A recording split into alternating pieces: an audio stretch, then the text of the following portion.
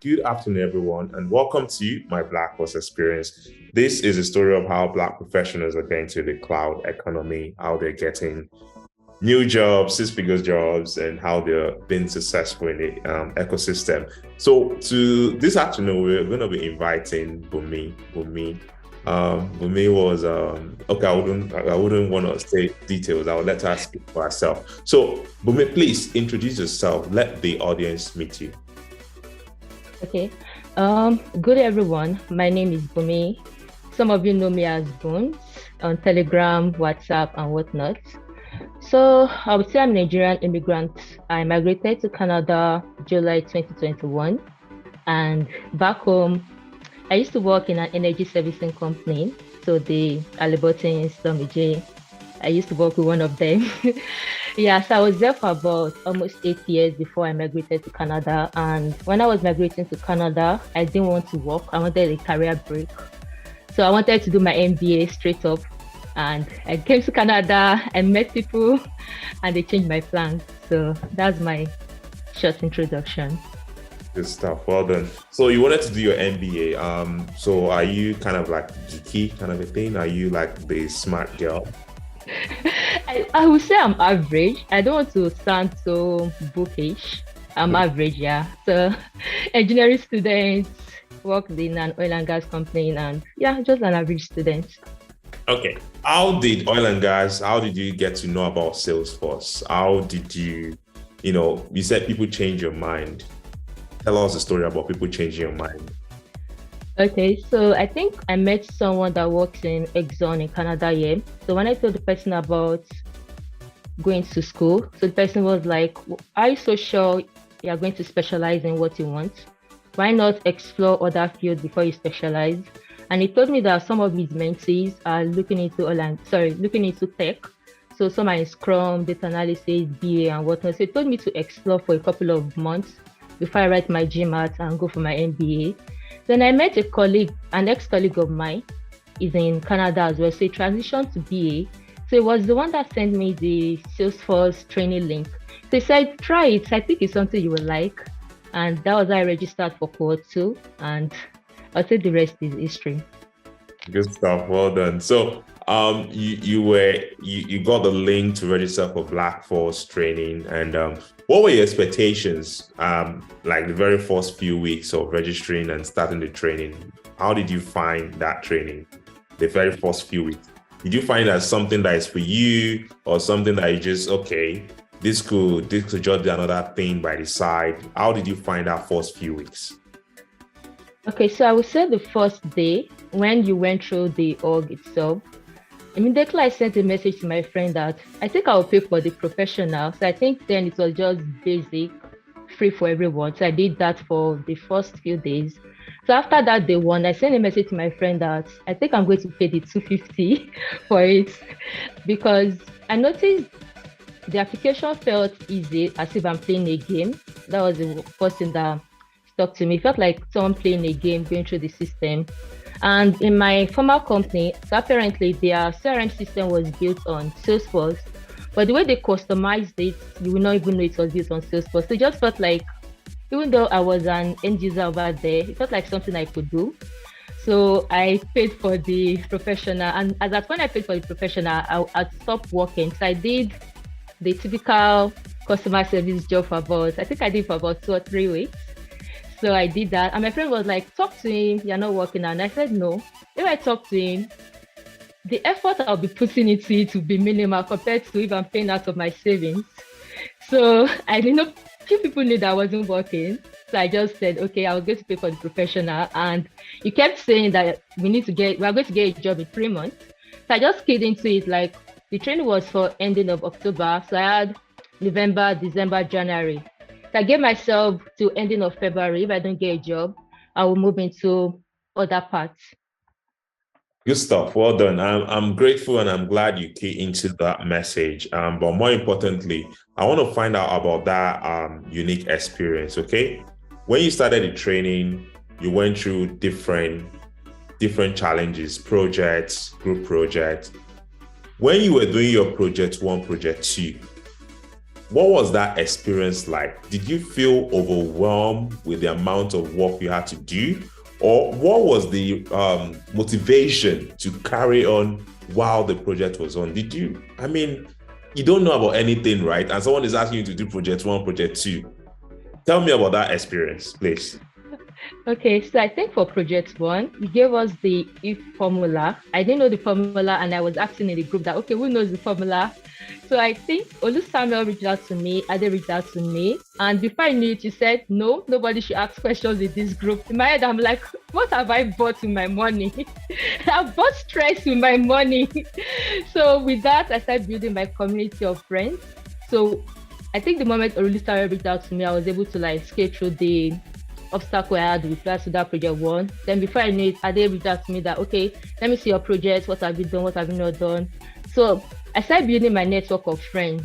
With project two was brutal. I think with project two, I ended up joining some parts of people in Olusame's group. We did overnight on that project. We had breakout rooms in the project. So it was challenging, but the good thing is the community. I had people that would we stayed all through overnight trying to resolve the project. So I think that's one thing that stood out for me. It's not just learning the technical skills. What if I get the job and I get stuck? Who will I reach out to? Everybody cannot be reaching out to Babatope. That was my number one thing.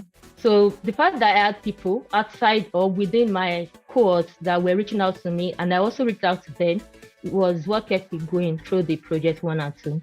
That's good. Well done. Again, you're saying you bought stress with your money. You paid $250 compared to what some people are paying right now. And you call it professional, but it was just like consultant. I think we consulted then. So things has changed since then. And I'll still get back to why you had to come up for free shortly. But when you're doing your training, you met a few people, and those were the people that let you stay. And I'm pretty sure till today, you still get in touch with them, okay? So one particular question I would like to ask here is this: why Salesforce? Why do you feel this career is for you? Aside the money, but why do you feel that this is what you want to venture into after going through that training? Okay. January last year, I almost gave up on Salesforce. So it was Abby Agbaje that more like kept encouraging me, because as of January, we had to repeat the group project. I was sad because it felt like carrying over. I never had carryover in uni. So why am I having carryover in the boot camp? So at that period, I was a bit sad that it just was really for me. Then I thought of writing CPAP. I thought of doing some other things outside of sales. So I thought of data analysis. But Abe just kept holding me down that, okay, you must do Salesforce, you must do Salesforce, you must do Salesforce. Then over time, I think I fell in love with Salesforce in terms of the trade, community within Blackforce, outside of Blackforce. The fact that I would say it's easy, but if you put your mind to it, it's engaging. So that's one thing I love about Salesforce. I love the fact that I won't have to reach out for help every time I need to solve something. As simple as going to Google to search for maybe a type of formula where this operator is used or this logic is used, the fact that I can get different responses to help me in my new career was something that just kept pushing me to getting deeper and deeper in Salesforce. That's good. And yes, I that's Salesforce for you. Salesforce, there is no perfect answer. And the community is so vibrant that you can just Google and get the answer you need. So one thing I want to ask again is this, right? So you started the Salesforce journey, you did a group project, and you guys are very lucky because I was very critical about your group project, and I was like, this is totally unacceptable. You guys had to retake the group project. Don't let us go too much into the group project, okay? But when you guys had to retake the group project, what were you thinking? What was going through your mind? And I just wanted to have that kind of, what was going, because I wouldn't say I was upset. I wasn't impressed. I was like, so you guys want to get a 6-figure job and this is what you're presenting. I remember you guys had to call me on a different night just to present. And almost every one of you now have a Salesforce job. Everyone that called me that night to just present to me, I was like, these guys are stressing me out. Like, They call me especially after I've spent 2 hours with them in the main class. But I'm glad that every one of you, I'm pretty sure Erica, Chuma, yourself, Merci. have a Salesforce job right now. But so tell me about that experience. Why did you have to come back and say you have to present it? Why do you feel that way? So I think when we did the group presentation in December, I saw what other groups did. It felt like, is it not the same cohort we are in? So what are they doing different that we had to be the last in the cohort? So that was my own motivation. Number two motivation was that I gave myself a deadline that I need to get a job within 3 to 4 months. And the fact that we weren't impressed with the group project, I can't put myself in the job market with that mentality that, okay, this is what a project should be like when I'm presenting. That was my second thought. And my third thought was, if I'm going to get a reference from you, I need to impress you. So we had to come together day and night to work on the project. And when we presented to you, there was something you said that just kept me going, gave me the energy to continue. You said that if we should represent something like this to a stakeholder or a hiring manager, we're going to get the job definitely. So it just felt like now we are talking. I'm ready for the job market. So I think it was after that I became more aggressive in the job market. That's good. Well done. So now we've talked about those Salesforce motivation. Now let's get into the real deal. The real deal was started looking for a job and you got a job. Your first job, they were negotiating something ridiculous and I was not impressed. And I said to you, don't take this offer, because I had a good relationship with those guys and I didn't want you to take the offer because I know that if you took the offer, you're not going to stay there, because I believe so much in you that you're going to get something bigger. So tell me about that experience of you just got into Canada 6 months, probably 8 months, and you're given your first job. And I'm telling you not to take that job. How were you feeling at that moment? Okay, so a family member of mine told me that, is it Baba Toko that will be feeding you if you don't take the job? That was the response I got first of all. So I think for me, my job market or trying to get a job it wasn't like I did one interview, I got the job. No. When it comes to my weaknesses, I don't like interviewing. I don't like it. I just love being on my own. Let me do the job at the back end. So when it came to applications, I think I did almost 100 or over 100 applications. There was a week I did about 10 interviews. In between case studies, in between moving to second stage, in between getting rejections before going to the next interview. So it was a mix of emotions during that period. For Clock 2, I remember the day I did the second to the last stage interview, someone in my group, Doris had gotten a job. Before I went for my interview, or I think after my interview, so I just prayed, God, use Doris as point of contact with me. Let me get this job. So when Cloud 2 came, I think Cloud 2 is the most serious interview I've ever done. Some of questions they were asking me, I had to consider myself that am I really going to succeed in this job market? So when I got the offer and I looked at the salary, I wasn't even so concerned about the salary.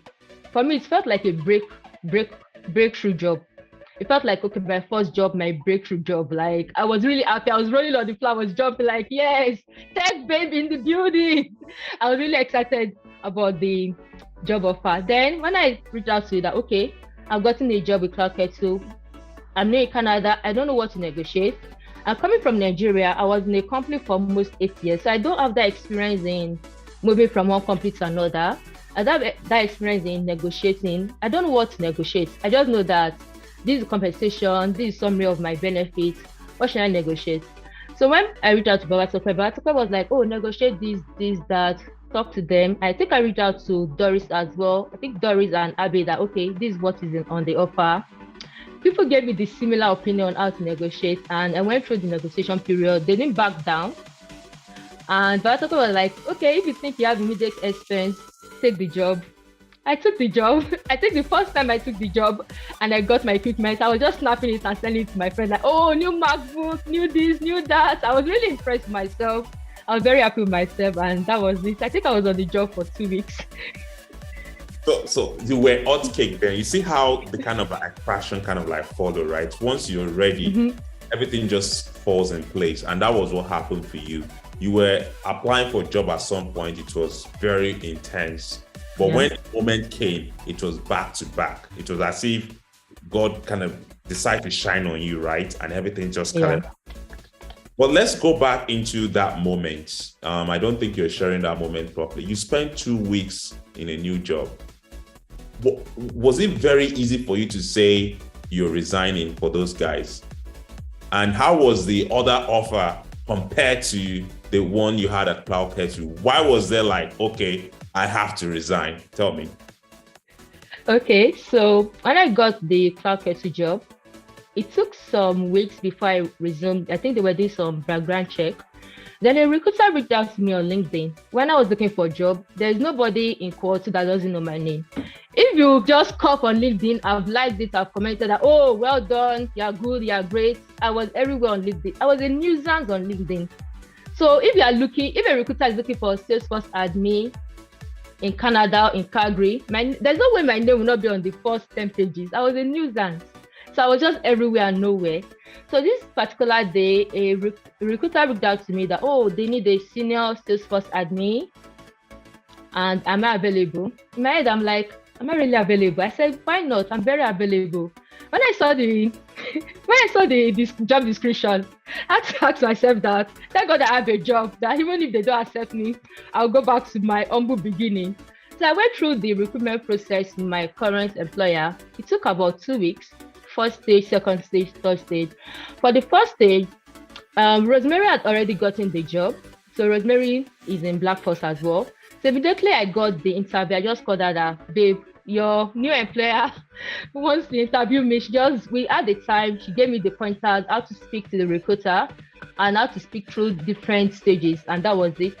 2 weeks, I got the offer, no background check, they sent my equipment. It just felt like a dream, like, okay, is this a scam?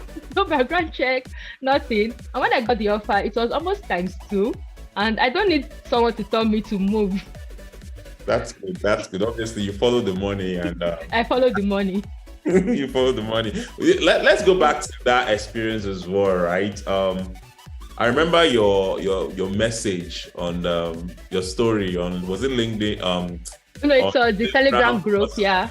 It was everything, right? What was going through your mind? Because you kind of like pour out your mind, and I could see the joy, not just the joy, but you being able to encourage others as well. And I don't know, do you want to say something about that? So for me, whenever I'm interviewing, I write.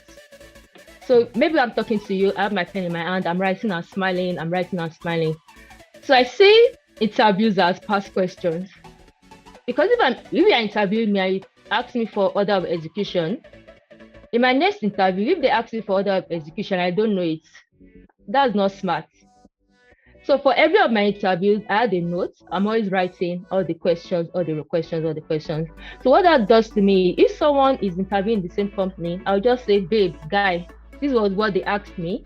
This is how you will respond to them, and all the best. So that's the logic I use when I think that's the logic I used when I was writing my job testimonies to the group. People will read it and be like, how were you interviewing and writing? I don't know. Maybe it's a gift. So if people should search for my messages on Telegram, they will see the lengthy messages on Telegram in terms of my job interviews. I responded the questions I was asked.